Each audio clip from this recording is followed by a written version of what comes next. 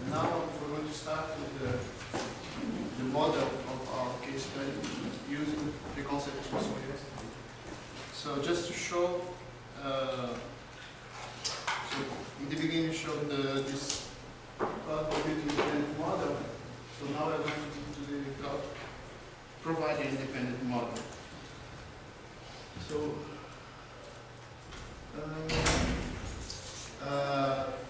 so a cloud provider independent model, as Nicola said, we have different DSLs that specify different parts of this model. And lastly, in this PAI level, we have a set of deployment models. So you can specify different models on how we deploy your application to the cloud, even if we don't know who is the provider that's going to provide the application. So here we have three models. I'm going to just show this simple infrastructure as a service deployment. And to come back to the concepts we saw yesterday, so the model is separated into two different parts. We have a type level model, and you define types of things you can deploy in the cloud, on instances you can use, or services you can reuse, and have the instance level deployment model, so where you define the actual instance you're going to deploy to the cloud. So for example, the type level model, you say that you have a type of node that is a Ubuntu node, and then you can define the characteristics of this node. So the operating system is Ubuntu, it's 64 bits operating system or not, all these characteristics. You can define the types of components you want to deploy, so you have an administration server component, you have agents components, and you have the resource. The resource is something if you're going to concretely deploy on the cloud. And then with the resource, I'd like you to look at this thing that just disappeared.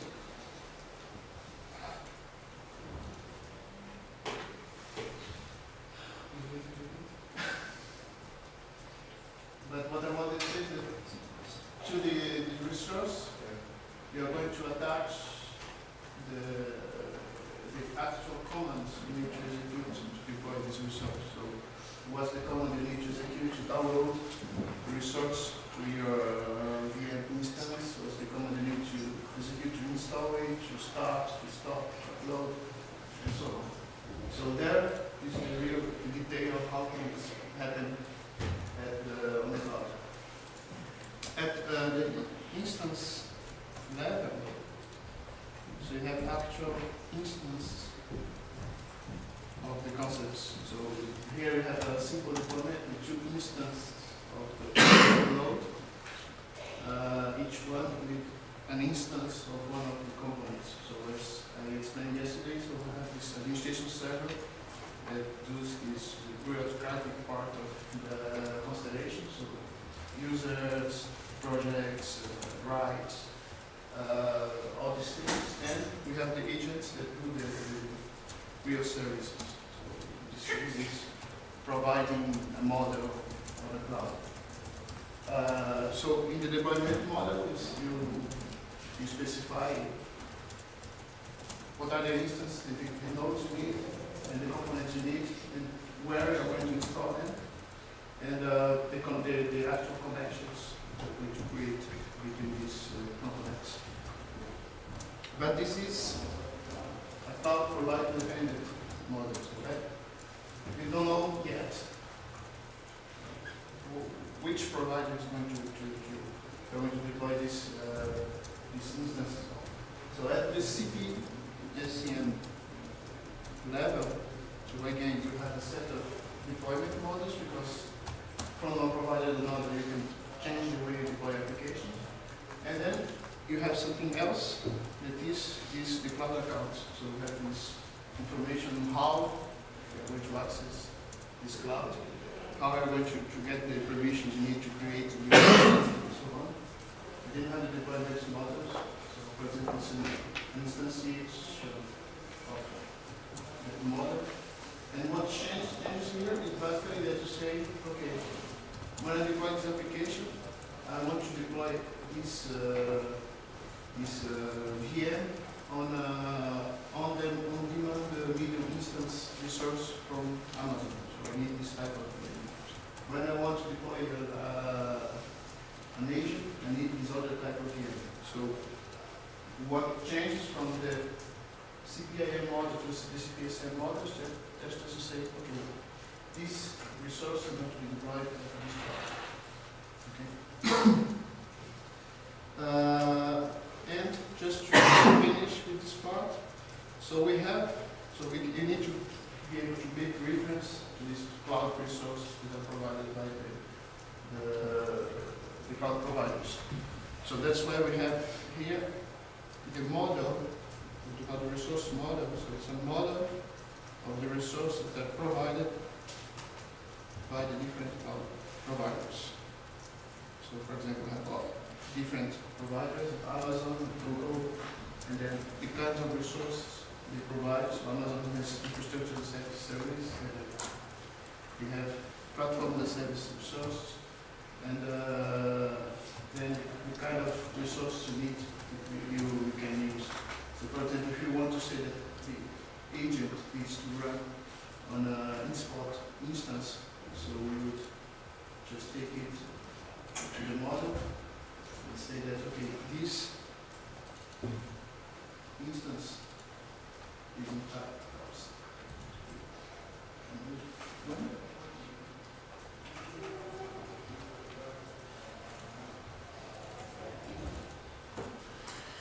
This instance is in spot media instance. So that's what changed from the cloud provider independent model to the cloud provider specific model. So as we said before, all these tools are integrated. So how do you go from this model to the deployment? So the idea is that we connect them by the ID, so we have this menu option, say, okay, you choose a deployment model, click on deploy application, and it's going to deploy the application for you. And so we're going to start the deployment, so it's going to send things to the cloud, and it's going to create the instances, and it's going to deploy the application. Since this is a slow process, so it takes like 15 minutes, there are only two things I want to show. The first one is that you can generate, yesterday we saw that other text-based complete syntax for describing deployment. So you can use the ID to generate these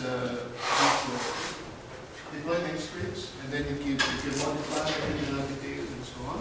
So that's one other kind of integration we have with the ID and the deployment component.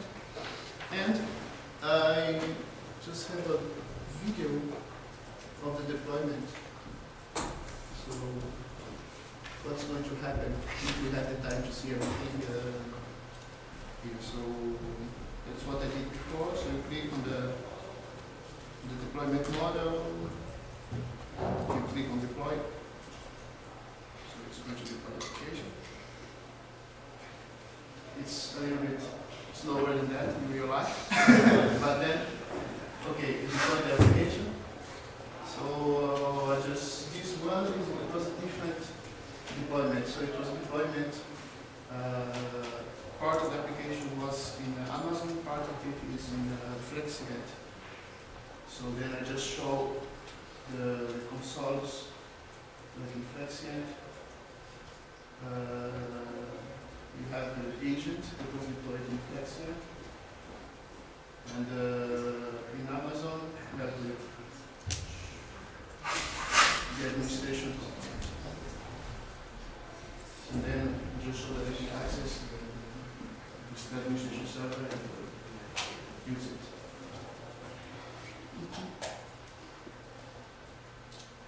So I think this, for now, this is all I had to show concerning the deployment.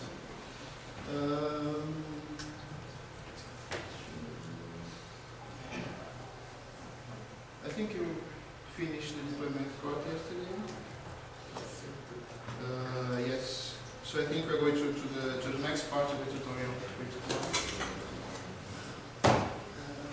You need this. Yeah.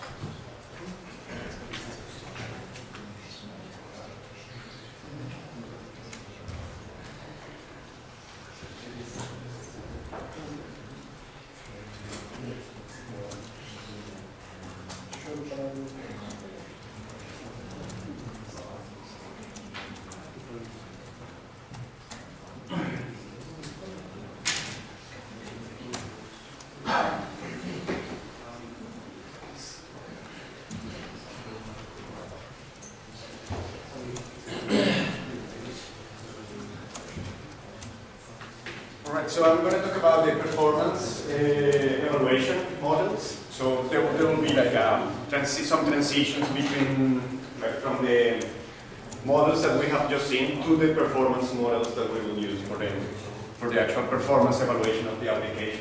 So the idea here is to have some models and methods that let us obtain some performance predictions, like in terms of application response time, resource utilization, throughput, the amount of backlog requests on the resources. And these kind of predictions will be useful for problems like capacity planning, resource provisioning, that we can take at design time first, but that are also the base for runtime adaptations, right, that we want to make as part of the MODAClouds runtime platform. Typically there's been like a loose connection between software development and software performance engineering.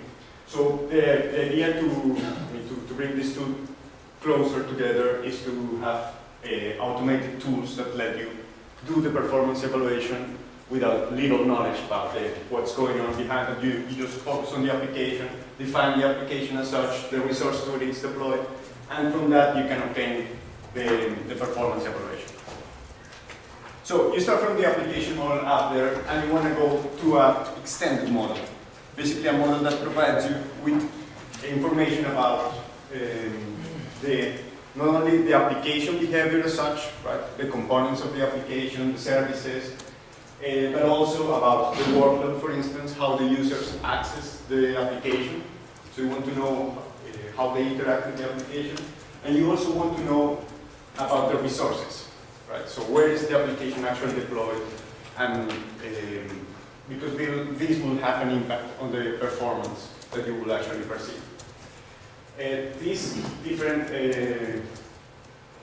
features are implemented or are defined at the different levels that Marcos was talking about before, like CCIM, CPIM, and CPSM levels.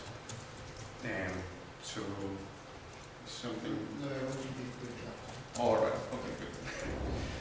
So there are like two main kinds of models, of extended models. So one set is based on UML. So basically you define profiles that let you define this sort of information about workload, about the resources that will be relevant for performance. So there is like a UML, the SVT and the marketing profiles.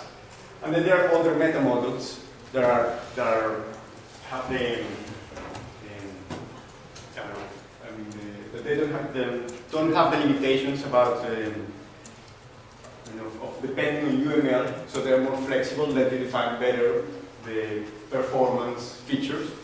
But then, of course, they are not standardized tools, and sometimes the tool support is limited. And there are a number. I will use one. We make use of one of them, which is Palladio component models.